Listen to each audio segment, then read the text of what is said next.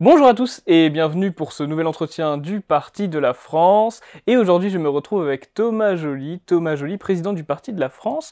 Comment allez-vous et est-ce que vous avez passé de bonnes vacances? Bah écoutez, ça va très bien, hein. Quand on revient de vacances, on est toujours en forme, revigoré.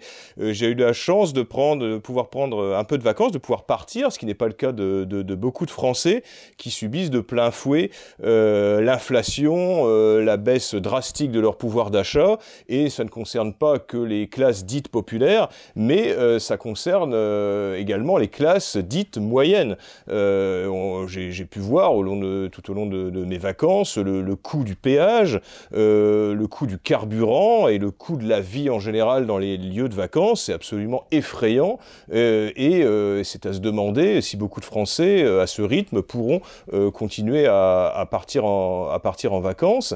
On assiste à une paupérisation générale de la population française. Alors ça, c'était déjà le cas il y a quelques années, on le voyait arriver, mais là c'est fulgurant. Depuis en fait la crise Covid, la mise en place de la politique de la planche à billets, c'est-à-dire que le quoi qu'il en coûte, c'est-à-dire qu'on a créé de l'argent magique, c'est-à-dire qu'on a créé de la monnaie supplémentaire de telle façon à l'injecter dans l'économie, dans la société, et ça, tous les pays l'ont fait. C'est bien pour ça que la plupart des pays, ça c'est les politiques des banques centrales, qui sont criminels, qui sont suicidaires économiquement, qui ont donné lieu à cette inflation qui frappe de plein fouet les Français. Et il est certain qu'au cours des vacances, on peut voir que les gens sont moins dans les cafés, moins dans les bistrots, partent moins longtemps, avec ce racket autoroutier aussi, puisqu'il faut savoir quand même que les autoroutes, déjà en plus il y a une délégation de services publics à des sociétés privées, donc qui sont là pour faire du profit, alors qu'à l'origine, le péage d'autoroute était censé rembourser cette autoroute. Mais évidemment, une fois que l'État met un impôt en place, c'est très rare qu'il le supprime, très très rare, ou alors pour en créer un encore plus important. On a pu s'apercevoir que les autoroutes donc, ont déjà été remboursées des milliers de fois, et que sur ces autoroutes, où on ne peut pas rouler comme l'on veut, puisque c'est limité à 130 km/h, quand pour des motifs climatologiques, on ne nous impose pas, de soi-disant pollution, nous impose pas de rouler à 110 km/h. Donc voilà, j'ai pris des vacances, mais je sais que beaucoup de Français n'ont pas pu en prendre, c'est-à-dire partir en vacances, car c'est devenu tellement cher, tellement onéreux, que beaucoup de Français sont obligés de rester chez eux, et pour certains n'ont pas la possibilité de s'évader un peu quelquefois de leur zone colonisée, de leur commune colonisée par l'immigration afro-musulmane, parce que la plupart des Français, quand ils partent en vacances, c'est pas pour voir des Noirs et des Arabes, c'est justement pour aller dans des endroits où il y en a pas trop. Et ça, même les Français de gauche, hein, même les immigrationnistes, ils vont pas en vacances à Grigny, par exemple. Ils vont en vacances à des endroits où, comme par hasard, il n'y a pas d'immigration extra-européenne. L'harmonie. Donc voilà, on s'aperçoit que les Français, quelle que soit leur orientation politique, cherchent la même chose, cherchent des coins paisibles, loin de la diversité, loin du vivre ensemble. Vous parliez justement tantôt du fait qu'on supprimait parfois un impôt pour en mettre un encore plus gros. Cela me fait penser à un communiqué que vous avez écrit récemment pour parler de la taxe foncière. Effectivement, on a supprimé la taxe habitation pour mettre celle-ci. Est-ce que vous considérez que cela est dans la continuité, dans la poursuite du matraquage fiscal en France ? Alors oui, tout à fait. Alors attention, la taxe d'habitation coexistait avec la taxe foncière. C'est-à-dire que la taxe d'habitation était payée et par les locataires et par les propriétaires, alors que la taxe foncière n'est payée que par les propriétaires de biens bâtis. Avec la suppression de la taxe d'habitation par Emmanuel Macron, beaucoup s'en sont réjouis, et c'est vrai qu'au début, la taxe foncière n'a pas augmenté en conséquence. Et en fait, là, on s'aperçoit que la taxe foncière rattrape quasiment à l'euro près, voire plus, que ce que rapportait la taxe d'habitation. C'est-à-dire que parce que ça, c'est une sorte de tabou. Il ne faut pas s'en prendre aux collectivités locales. au corps constitué, attention, voilà, c'est les garants de la République, voilà, qui sont en contact direct avec le peuple. Mais les collectivités locales, on leur demande jamais de se serrer la ceinture. C'est-à-dire que là, l'augmentation, l'explosion de la taxe foncière, donc qui incombe aux propriétaires, hein, aux gens qui sont propriétaires, considérés comme des nantis. Si vous avez un bien, attention, si vous avez un pavillon de 60 mètres carrés avec un jardinet de 20 mètres carrés, vous êtes considéré comme un bourgeois, comme un riche, voilà, dans la tête de ces gens-là. Et donc là, il faut taper absolument sur les propriétaires qui déjà payent une taxe foncière assez importante, parce que la taxe foncière quand même, on vous met une taxe sur quelque chose que vous avez acheté, qui vous appartient. Voilà, on y reviendra, mais voilà, la France, pays ultralibéral, c'est-à-dire qu'on est obligé de payer. Mais alors là, avec des augmentations parfois de 30 ou 40% dans certaines communes, et on en vient à ce que des propriétaires se demandent si c'est encore intéressant d'être propriétaire. Si on ajoute à cela le blocage de l'immobilier par les banques, qui refusent de prêter, ou alors à des conditions quasiment impossibles à remplir pour les jeunes couples. Donc les locations sont bloquées, le prix des locations est bloqué, les jeunes n'accèdent plus à la propriété, et là on va assister à un engrenage avec, en plus, cette taxe foncière qui s'abat sur les propriétaires, parce que il faut financer le millefeuille administratif français, le millefeuille des collectivités territoriales. C'est-à-dire que, alors en plus, pour pas qu'il y ait véritablement de responsable, pour pas qu'on puisse se tourner vers quelqu'un en particulier, vers une collectivité en particulier, la taxe foncière, elle est perçue et elle est fixée par 3 collectivités locales, la commune, l'intercommunalité et le département. Comme ça, on peut dire, ah bah non, c'est pas nous, c'est lui, voilà. Ça renvoie la balle. De toute façon, que ce soit de manière fiscale ou juridique, on complique tellement les choses que déjà que les Français ne puissent plus rien y comprendre, plus savoir à qui s'en prendre.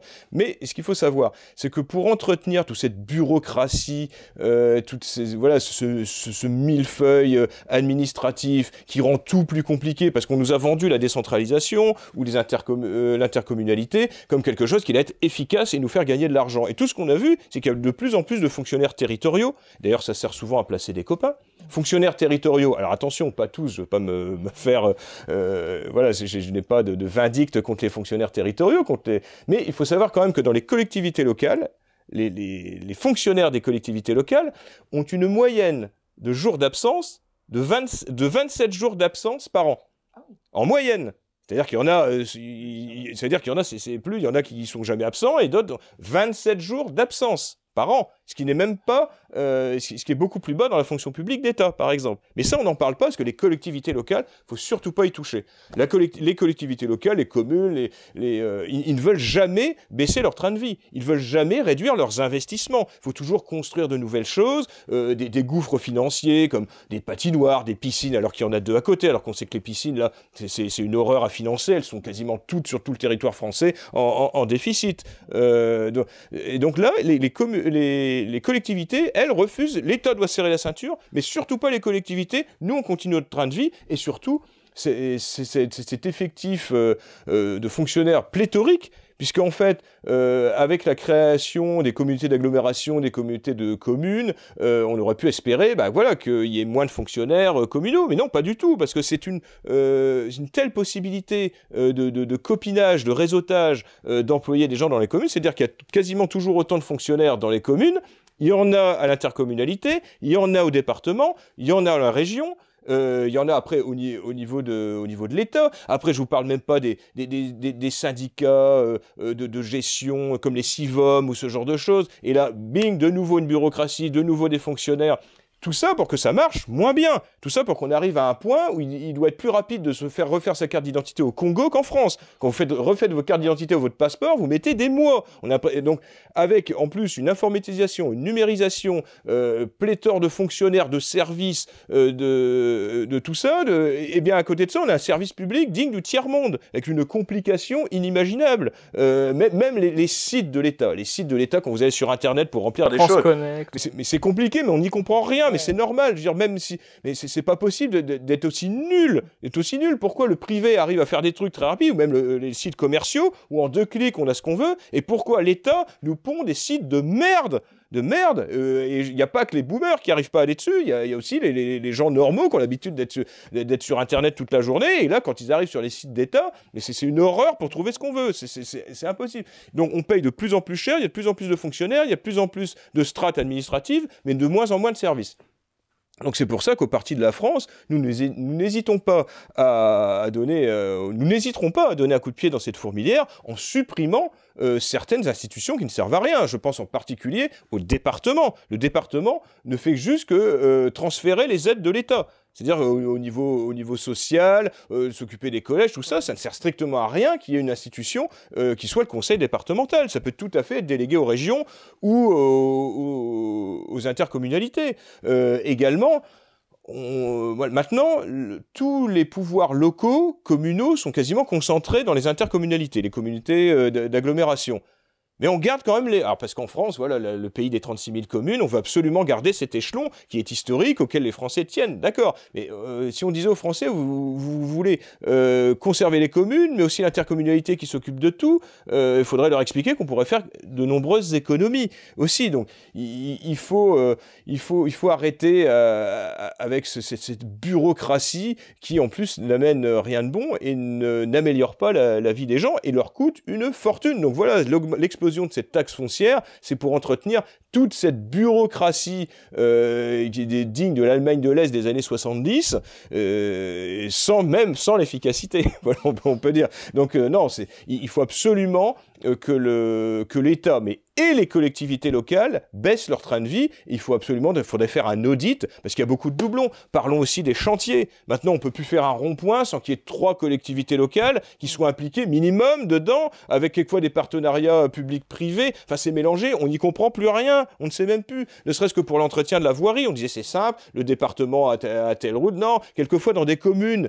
à l'intérieur même de la commune, il y a une partie de la route qui doit être faite par le département, une autre partie par la communauté de communes, une autre partie par la commune.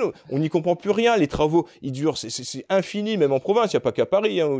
Et là, à partir du moment où on fait une route, où on fait un rond-point en province, eh bien, ça met des mois. Mais on se dit, mais c'est pas possible. On est dans un pays civilisé. On est en 2023 et on met des mois pour faire un rond-point et on emmerde tout le monde sur le passage pendant un temps infini. Tout ça parce que quasiment on se demande même s'il y a un maître d'œuvre. Enfin bon, bref, tout ça, ce sera un sujet qu'on pourra aborder. Mais voilà, la taxe foncière est une escroquerie et qui consiste à ponctionner les Français sur un bien qu'ils possèdent, et plus on augmentera cette taxe foncière, eh bien moins de gens voudront rester propriétaires.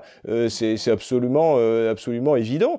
Quand on vous demande quasiment un salaire en guise de taxe foncière, et pourquoi ? Et pour qui ?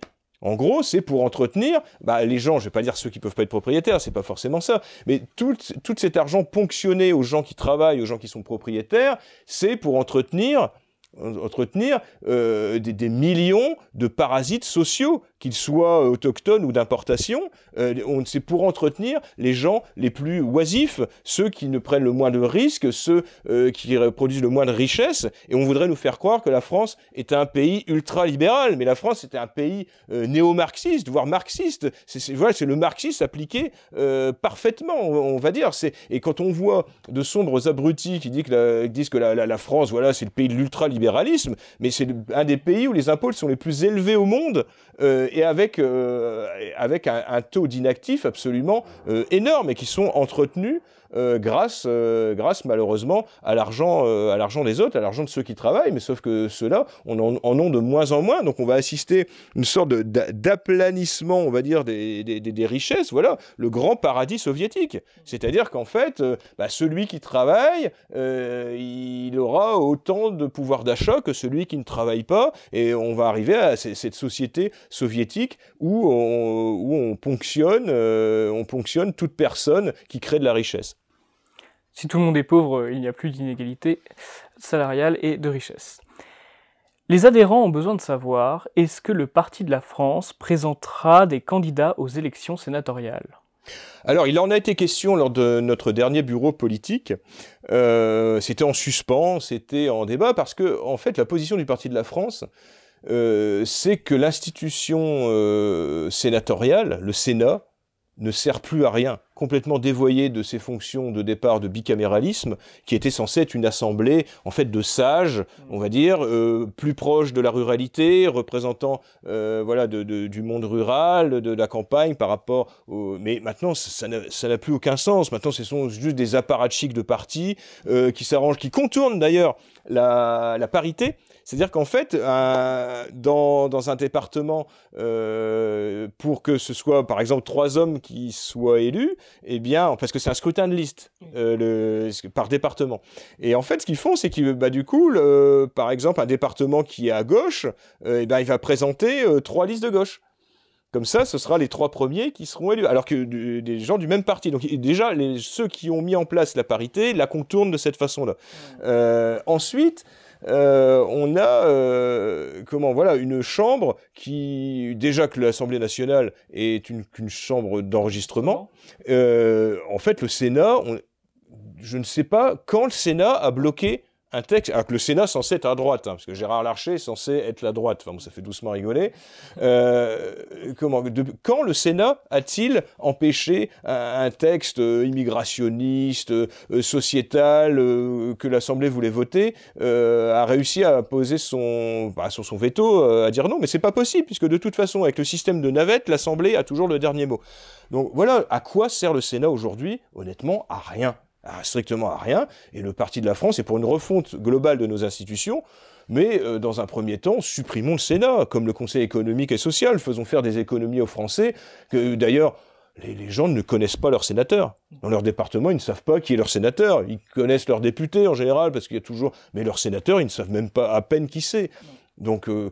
le Parti de la France ne va pas présenter des candidats, sauf cas particulier, sur des listes d'union de droite nationale. Je sais ce que ça se fait à différents endroits, mais je ne les dévoilerai pas aujourd'hui pour éviter que nos candidats en soient éjectés par des gens bien intentionnés. Mais le Parti de la France, en tant que tel, ne présentera pas cette fois-ci de candidats à ces élections sénatoriales, dans le sens où nous sommes pour la suppression pure et simple de ces institutions qui ne sert plus à rien, qui est complètement dévoyée, et d'ailleurs qui est de plus en plus inconnu des Français, honnêtement. Et le mode de scrutin est tout de même assez particulier, puisque ce n'est pas un scrutin universel, puisque ce sont des élus ou des grands électeurs qui votent. C'est vraiment de l'entre-soi, et nous ne pensons pas qu'il soit nécessaire de dépenser de l'argent dans cette élection. Nous préférons aller peut-être plutôt sur des élections partielles, ou faire on va dire de l'agite-propre, comme on dit, ou de faire de l'activisme militant, plutôt que d'aller sur une élection qui n'intéressera pas les Français, et juste quelques grands électeurs ou quelques élus locaux. D'accord. J'aurais aimé savoir, Thomas Joly, puisque notre ministre de l'Intérieur, Gérald Moussa Darmanin, a dit au mois d'août qu'il allait dissoudre Civitas, qu'il engageait une procédure de dissolution à l'encontre de Civitas, j'aurais aimé savoir quelle est votre réaction face à cette dissolution. Eh bien, on voit que déjà, ça a commencé avec les interdictions systématiques de toutes les manifestations nationalistes ou même de droite nationale, non reniées, puisqu'il avait annoncé cela à l'Assemblée nationale sous la pression des élus d'extrême gauche, puisque l'association du comité du 9 mai avait fait une manifestation qui avait été un peu retentissante, puisque il y avait à peu près 800 jeunes nationalistes avec un loup habillé tout en noir, qui avait fait grand bruit, et donc Gérald Darmanin immédiatement avait dit maintenant, puisque c'est comme ça, on interdira toutes les manifestations d'extrême droite, toutes les réunions d'extrême droite, et on aurait pu imaginer que les vacances auraient pu l'adoucir. Eh bien pas du tout, il a suffi qu'un invité à l'université d'été de Civitas fasse une déclaration qui somme toute n'était pas spécialement sulfureuse, il rappelait juste un fait historique, et pour qu'immédiatement il y ait une demande, toujours sous la pression d'officines soi-disant antiracistes, ce genre de choses, et de l'extrême gauche, pour qu'il engage la procédure de dissolution d'un parti politique catholique, un parti politique confessionnel, et qui a un discours qui ne rentre pas dans la doxa officielle. Et donc Civitas se retrouve sous le coup d'une procédure de dissolution qui malheureusement, alors je ne leur souhaite pas, mais qui va aboutir, parce qu'à partir du moment où ils mettent ça en place, place, vous ne trouverez pas de juges qui iront à l'encontre. Si vous êtes une association d'extrême gauche, de zadistes, comme je sais plus comment ça s'appelait, le sens de la terre, ou je sais plus. Le soulèvement de la terre. Soulèvement de la terre, voilà, qui là, ça a été annulé par je crois que c'est le Conseil d'État, je ne sais plus exactement. Enfin, la dissolution, la procédure de dissolution a été stoppée, mais ça n'arrivera pas malheureusement pour Civitas.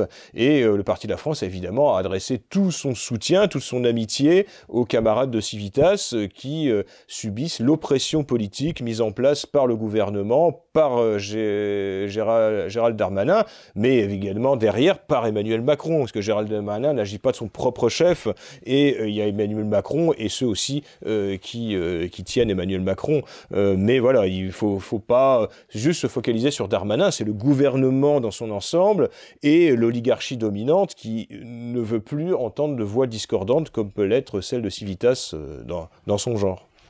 Vous avez peur que le Parti de la France connaisse un sort similaire, c'est-à-dire être visé par une procédure de dissolution ? Ah bah bien sûr. Nous savons très bien que nous avons cette épée de Damoclès au-dessus de nous, puisque voilà, nous avons un discours de droite nationale, décomplexé, radical, qui n'est plus d'ailleurs tenu par personne à part nous, alors que nous revendiquons du Front National canal historique, voilà, sans la dédiabolisation obsessionnelle et castratrice. Nous n'avons pas l'intention. L'objectif du Parti de la France n'a jamais été d'être les plus sulfureux possibles, d'être les plus provocateurs possibles, mais là, il s'avère qu'avec cette oppression politique et judiciaire mise en place, on sait que ça pèse sur nous, donc nos cadres font attention à ne pas franchir les limites politiques que nous impose le gouvernement en place et également la justice politique, mais nous ne pouvons pas non plus aseptiser notre discours comme ils le désireraient, de telle façon à ce que nous défendons ne soit même plus audible.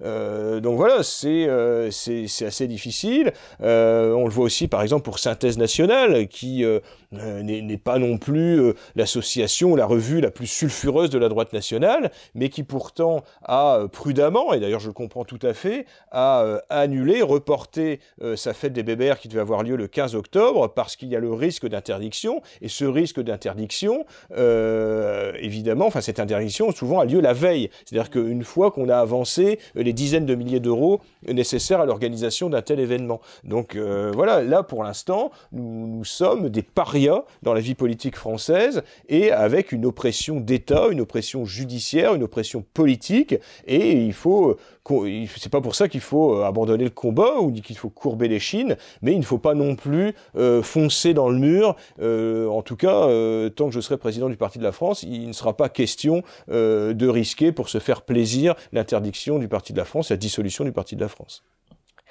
Les choses vont peut-être dans le bon sens, à vous de me dire en tout cas, car le président Emmanuel Macron fait miroiter un potentiel, un possible référendum sur l'immigration. Est-ce que ce serait une bonne chose ? Alors, Emmanuel Macron s'est aperçu, en fait son staff de communication, voire les cabinets de conseil, sont aperçus que même son électorat, lors des émeutes qui ont eu lieu suite à la neutralisation de Nahel Mesrouk, ce délinquant multirécidiviste mineur, qui... Ça fait 3 mois qu'il n'a rien fait quand même. Oui, c'est vrai, mais voilà, est-ce que c'est le seul moyen pour qu'ils arrêtent de sévir ? Je n'oserais pas aller jusque-là. Mais voilà, il y a même l'électorat macroniste, le boomer macroniste, qui a été perturbé par ces émeutes, qui a eu peur. Et donc Emmanuel Macron sent que voilà, la question de l'immigration est devenue centrale, même au sein de son propre électorat. Donc nécessairement, il va essayer d'enfumer la population. Et malheureusement, beaucoup de Français sont suffisamment naïfs pour croire qu'avec un référendum qui sera complètement cadré sur les questions d'immigration, parce que de toute façon, un président en exercice, quand il fait un référendum, il veut s'assurer de la réponse à la question. Donc en fait, je pense que s'il y avait un référendum, s'il a lieu, la question sera faite de telle façon à ce que même nous ne pourrions pas dire non. Voilà, vous comprenez. Mais après, la mise en place, je doute qu'il propose la remigration massive des populations inassimilables depuis 3 générations, extra-européennes et musulmanes. Voilà, non, je doute que la question soit ça. Et quelle que soit la question, donc je pense que s'il y avait une question, ce serait sur l'immigration illégale ou sur le contrôle de l'immigration, ce genre de choses. De toute façon, rien ne sera appliqué. Nous sommes en phase de submersion migratoire et c'est pas quelques mesurettes, quelques expulsions médiatisées qui changeront quoi que ce soit. Voilà, il faut une politique radicale d'inversement massif des flux migratoires. C'est uniquement comme ça qu'on pourrait sauver la France française et qu'on pourra sauver le peuple français du grand remplacement. Mais il est certain qu'Emmanuel Macron, jusqu'au bout, et ceux qui l'entourent, et l'oligarchie en général, va tenter de berner les Français qui sont légitimement inquiets quant à cette submersion migratoire et ses conséquences, qui sont l'explosion de la sécurité, des crimes, de la délinquance permanente et surtout d'une population extra-européenne installée en France de plus en plus vindicative, de plus en plus hostile et agressive avec les autochtones. Donc là, ils s'en aperçoivent bien que c'est une préoccupation des Français. Et évidemment, comment faire confiance à des gens pour lutter contre l'immigration alors qu'ils n'ont fait que favoriser cette colonisation migratoire depuis des décennies. Voilà, je dirais aux Français, ne vous laissez pas berner. D'ailleurs, le dernier référendum a presque 20 ans, c'était 2005, et alors, les Français avaient dit non au traité de Lisbonne, mais il a été imposé 2 ans plus tard. Et du coup, j'aimerais vous poser une question, ça fait la transition. Nous avons une politique qui encourage l'islamisation de la France, soyons honnêtes. La politique, depuis 20 ans, le fait. Et pourtant, l'interdiction des abayas serait une mesure qui serait contre l'islamisation de la France. Est-ce que là aussi, vous pensez que c'est une manière d'enfumer les Français sur les questions qui leur préoccupent ? Bien sûr, c'est exactement comme nous venons de le dire sur le référendum sur l'immigration. Voilà, c'est une mesure juste pour contenter le boomer laïcard en disant attention, pas d'abaya, mais c'est une mesurette totalement dérisoire. De toute façon, l'immigré soit en abaya, en camis, en djellaba ou je ne sais quoi, c'est le même problème s'il est en survêtement Nike. C'est pas un signe d'intégration non plus parce que il sera en survêtement de marque. Ou Lacoste, ou je ne sais quoi. Ça n'a pas de sens. Le problème, c'est l'immigration en tant que telle. Et évidemment, c'est un signe, c'est un marqueur. L'islamisation de notre société est un marqueur de cette colonisation migratoire, de cette revendication culturelle et ethnique, parce qu'elle est ethno-culturelle, cette revendication, cette présence, et en imaginant qu'on va interdire un certain accoutrement, on va régler le problème de l'islamisation des jeunes immigrés. Mais je dirais même que le problème de l'islamisation, c'est une conséquence aggravante de l'immigration et que il ne devrait pas s'étonner après. Et d'ailleurs, c'est grâce à la laïcité. C'est-à-dire qu'aujourd'hui, ils brandissent la laïcité, alors que c'est la laïcité, c'est le fait d'avoir dit qu'en France, il n'y avait pas de religion historique et d'avoir toujours en plus tapé sur le catholicisme. Et aujourd'hui, c'est au nom de la laïcité, on a voulu détruire le catholicisme et l'islam a pu s'engouffrer dans la brèche justement de la laïcité en disant que toutes les religions se valent. Aujourd'hui, au nom de la laïcité, on dira à l'islam oh non, attention, vous êtes une religion comme une autre, respectable, mais il est hors de question que vous ayez des signes distinctifs. Non, le problème n'est pas l'habit. Voilà, ce en dessous. Voilà, c'est le problème. Un habit, ça s'enlève, c'est pas le problème. En revanche, un immigré, ça s'expulse. Absolument. J'aurais aimé savoir, Thomas Joly, puisque nous avons fait une année civile entre nous reprenons en septembre, c'est une rentrée politique, si j'ose dire. Quels sont nos projets, justement, pour cette année, pour 2024 ? Alors, les projets du Parti de la France, c'est toujours, comme on le dit, c'est être et durer. C'est-à-dire que nous sommes toujours là.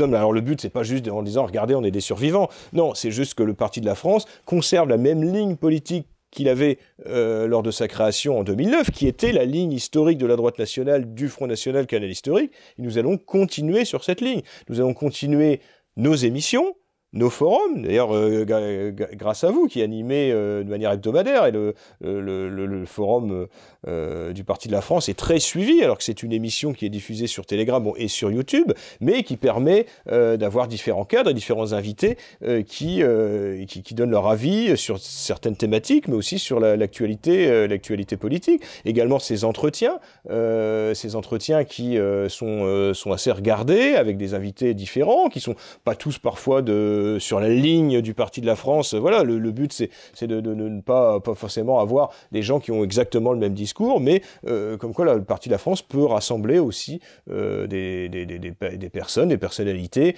qui partagent l'essentiel. Donc ça, c'est pour ce qui est de la communication. Également, il va y avoir une nouvelle campagne d'affichage, d'autocollants. Donc là, nous rendrons public après ces prochainement, quand nous aurons le matériel, puisqu'il faut le demander. Donc là, il y a des autocollants et des visuels qui sont en cours d'élaboration. Il y en a un qui a été rendu public et qui signifie en fait un peu tout le combat du Parti de la France. Donc il sera décliné en affiche et en autocollant. C'est intitulé, d'ailleurs je remercie Louis Maté, membre de notre bureau politique, jeune membre de notre bureau politique, qui a en charge ces visuels. Et donc le slogan c'est « Donnons un avenir aux enfants blancs ». Avec un joli petit garçon blond. Et en fait, ça résume un peu tout le combat du Parti de la France. C'est-à-dire que dans un pays où la natalité française est au plus bas, dans un pays de plus en plus colonisé, où nos enfants se font agresser, parfois égorger, parfois violer, eh bien, voilà, toute l'ambition du Parti de la France, c'est de donner un avenir à nos propres enfants, aux fils de France, aux fils et aux filles de France, pour pas qu'ils se retrouvent dans l'Afrique du Sud d'aujourd'hui, qui se retrouvent d'ici 20 ou 30 ans comme des afrikaners en Afrique du Sud. Voilà, comme des proies pour une population haineuse et agressive issue du tiers-monde, qui de toute façon, on l'a bien vu en Afrique, tant qu'il reste, voilà, au Zimbabwe, on l'a vu, tant qu'il restait un blanc, il fallait le tuer le blanc. Là, en Afrique du Sud, on en est là, il va arriver un moment où il n'y aura plus de blancs en Afrique du Sud, puis arrive un moment, en fait, où on rappelle les blancs. Parce qu'ils crèvent de faim, parce qu'ils savent rien faire fonctionner. Donc l'Afrique du Sud est pas à la même phase que le Zimbabwe, mais le Zimbabwe est déjà dans la phase où on rappelle les blancs, un peu comme au Mozambique aussi, où on rappelle les blancs, mais plus pour y vivre, plus pour construire le pays, juste pour le faire tourner. Mais là, il s'agit de notre pays, la France, la France plurimillénaire, où il s'avère que d'ici quelques décennies, nous allons être minoritaires dans notre propre pays, avec des populations toujours plus revanchardes, toujours plus agressives, et qui veulent importer leur propre culture. Et ce qui est le plus inquiétant, c'est cette hostilité, cette agressivité, ce sentiment de revanche vis-à-vis des Blancs, vis-à-vis des Autochtones, vis-à-vis des Français de souche. Et je crains s'il n'y a aucun changement politique radical n'est entrepris à la tête de l'État, eh bien je crains qu'il soit très difficile pour les Français de souche de vivre dans un pays colonisé comme va le devenir la France, où les Afro-musulmans seront majoritaires. Donc voilà, c'est toute l'ambition du Parti de la France. Donc nous allons avoir différents événements, nous allons quand même continuer à nous rencontrer, malgré les interdictions de M. Darmanin. On ne lui demandera pas toujours la permission, d'ailleurs. Hein. Quand on organise un événement du Parti de la France, on n'est pas obligé de prévenir M. Darmanin. Par contre, s'il est sur la voie publique, si, on est obligé. Ou même si on fait une réunion comme celle de synthèse, enfin, comme peut le faire Synthèse Nationale, il y a le risque d'une interdiction. Mais bon, voilà, nous allons continuer nos activités politiques, nous allons développer aussi nos moyens de diffusion. Nous allons aussi, avec les différents cadres, Bruno Héroux, Alexandre Simoneau, moi-même, aller dans les délégations départementales ou régionales, à la rencontre de nos adhérents, puisque voilà, même la DGSI a reconnu, quand ils ont interdit notre manifestation, que nous voulions faire devant le 24 juin. Devant le ministère de l'Intérieur, dans la note, ils ont reconnu que le Parti de la France était un parti qui comportait beaucoup d'adhérents. Donc voilà, on n'est pas un groupuscule de 25 Libération adhérents. Aussi, je crois. Oui, Libération aussi, en disant, bon voilà, on a des adhérents un peu partout, après il faut se structurer, mais voilà, et en plus, nous fidélisons nos adhérents. C'est-à-dire que les gens qui adhèrent au Parti de la France restent adhérents au Parti de la France, c'est pas juste un passage où on adhère une année, puis après on fidélise parce que nous ne changeons pas de ligne. Les gens sont rarement déçus des cadres du Parti de la France, des actions du Parti de la France, et on ne fait pas croire non plus, on ne fait pas prendre des vessies pour des lanternes. Voilà, actuellement, on n'a pas les moyens, je ne vais pas dire que je suis candidat à l'élection présidentielle de 2027, je pourrais toujours le faire pour amuser la galerie, mais voilà, on se refuse au Parti de la France à dire qu'on va être candidat à des élections comme les élections européennes. Si c'est pour se présenter sans bulletin de vote et sans profession de foi, ça ne sert à rien, c'est juste pour faire un coup médiatique. Bon voilà, mais le Parti de la France ne fera pas ça. Le Parti de la France, à moins, voilà, on ne sait jamais, je peux gagner à l'euro-million et puis pouvoir financer la liste européenne du Parti de la France. Mais sinon, nous soutiendrons une liste. Et de toute façon, ces élections européennes, comme les élections sénatoriales, ne sont pas structurantes de la vie politique française. Voilà, ce sont des élections, c'est comme le sénateur, le Français ne connaît pas les députés européens. Et en général, c'est pour replacer les apparatchiks qui sont plus ministres ou secrétaires d'État, ou alors qui n'ont pas pu être députés. Souvent, on les replace, on les recase au Parlement européen, on gagne bien. Voilà, c'est un moyen de caser quelques apparatchiks de partis. Mais je serais presque à dire que quasiment toutes les institutions françaises maintenant, c'est un peu comme ça, puisque on voit que le poids, par exemple, que ce soit du Parlement européen, du Sénat ou de l'Assemblée nationale, ne change rien aux politiques nationales mises en place, ou même aux politiques européennes mises en place, suivies par les nations complètement soumises à l'Europe cosmopolite de Bruxelles. Et justement, pour mener à bien ces projets, est-ce qu'il ne faudrait pas également des donations de la part de nos militants et de nos adhérents? Bien sûr, l'argent est le nerf de la guerre, c'est-à-dire que plus vous souhaiterez que le Parti de la France puisse diffuser la bonne parole, plus il va falloir nous aider financièrement. On ne peut pas faire sans aucun moyen. Au Parti de la France, nous n'avons pas de gens richissimes, de cadres richissimes, nous avons tous un travail, une famille à nourrir, et nous n'avons pas les moyens de pouvoir développer le Parti de la France sans l'aide de nos amis, de nos militants, de nos adhérents et également de nos sympathisants. Il y a des gens qui nous aident et qui n'ont aucune activité militante, mais qui nous aident financièrement. Et sachant que pour les gens qui payent des impôts, c'est déductible à 66% de vos impôts. Donc ça vous permet de donner de l'argent au Parti de la France plutôt qu'à l'État pour installer encore plus d'immigrés près de chez vous. Donc voilà, c'est quelque chose auquel il faut réfléchir. Et par exemple, pour cette émission, voilà, nous avons besoin de nouvelles caméras pour améliorer voilà, la qualité de ces émissions. Et par exemple, pour cela, il est nécessaire que nous ayons des dons. Donc voilà, n'hésitez pas, vous aurez en lien, j'imagine, description de cette vidéo, la possibilité de nous aider par Tipeee. Soit par l'adhésion si vous n'êtes pas encore adhérent, voilà, ou par le don. Soit par la donation, et également sur notre page Tipeee consacrée à notre chaîne YouTube. Voilà, et c'est véritablement ce qui permet aussi de créer plus d'affiches, plus d'autocollants, de pouvoir se présenter aussi aux élections. Donc voilà, c'est particulièrement nécessaire, ne pas croire que tout va arriver comme ça, gratuitement, non, et d'avoir ne serait-ce que aussi des sites, des animations, on va dire sur Internet, de telle façon à ce que le Parti de la France soit accessible au plus grand nombre. Car, organiser des événements. Voilà, organiser des événements, ça coûte relativement cher.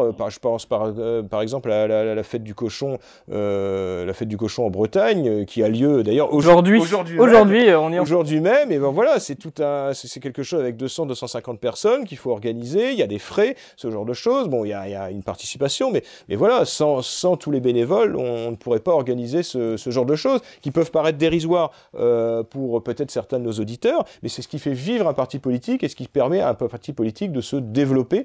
Donc n'hésitez pas à nous aider. Si vous n'avez pas la fibre militante, si vous n'avez pas la possibilité socio-professionnelle, eh bien vous avez les moyens de nous aider financièrement de telle façon à ce que des gens qui peuvent avancer à visage découvert puissent développer le Parti de la France et faire avancer nos idées au sein de la population française.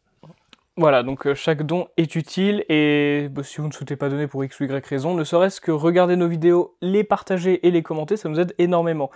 Plus vous partagez de vidéos, plus on tombe sur des personnes susceptibles de vouloir nous aider et de s'engager même parfois au sein du mouvement. Donc je vous encourage vivement à le faire. Je vous remercie Thomas Joly pour m'avoir accordé cette petite demi-heure. Merci à vous. C'est un grand plaisir. Et chers adhérents du Parti de la France, je vous ai déjà tout dit, mais n'oubliez pas, rendez-vous chaque jeudi soir à 21h pour un forum du Parti de la France sur notre canal Telegram en direct, où il y a eu 1h30, 2 heures d'émission avec un thème différent à chaque fois. Et ben voilà, je vous remercie et je vous souhaite une très bonne semaine. À dimanche prochain.